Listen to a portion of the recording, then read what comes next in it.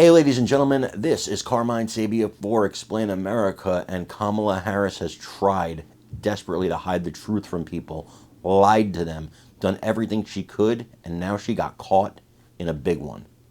Before we get started, please make sure you like, comment, share, and subscribe. Those little things really help us out, and they help our channel continue to grow. And if you're not watching us on YouTube, please visit that address in the lower right-hand corner. It's youtube.com/@explainamerica. And when you get there, please hit subscribe absolutely free. It really helps us out. Vice President Kamala Harris will do anything for power. And I think you guys know this. I think it's not a secret. Not only will she do anything for power, she's fake. She's the fakest candidate I've ever seen, and I've seen a lot. There's no substance to her. She will say anything. She will do anything. She'll be anything you want her to be, as long as you give her power. That's all she really wants. That's all she really wants. She's as phony as the day is long. I wouldn't believe her if her tongue came notarized. She's a liar. She's a cheat. She's a fraudster. And it's all falling apart for her now.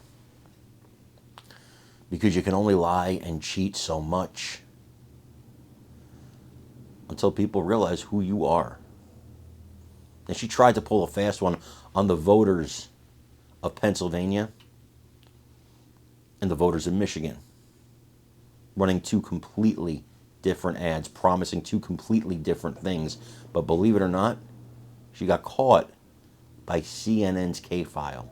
Yeah, CNN. I want you to take a look at this video and then let me know what you think in the comments.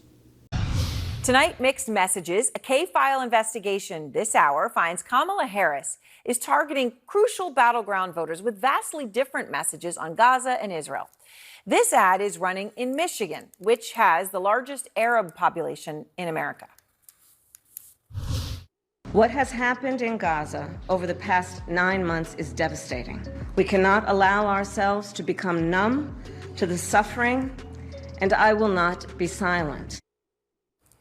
All right, well, it's a very different story for an ad in Pennsylvania targeting Jewish voters. Let me be clear. I will always stand up for Israel's right to defend itself, and I will always ensure Israel has the ability to defend itself, because the people of Israel must never again face the horror that a terrorist organization called Hamas caused on October 7. Different message. Andrew Kaczynski is out front now. So, Andrew, those obviously do sound starkly different, to say the least.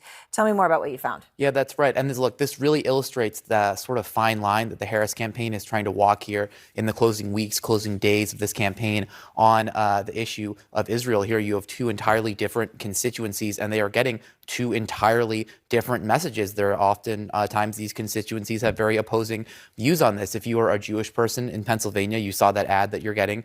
You are getting that ad that talks about how strong she is in Israel. If you're a Muslim voter in Michigan, you are getting that ad on Facebook that's talking about how she won't be silent on the issue of Gaza. Now, what's really interesting here is that ad that we just played, the one that's going to Jewish voters in Pennsylvania. Now, it sort of sounds like those two clips of her talking about Israel are together, but they actually cut part of it out. Take a listen to what they cut.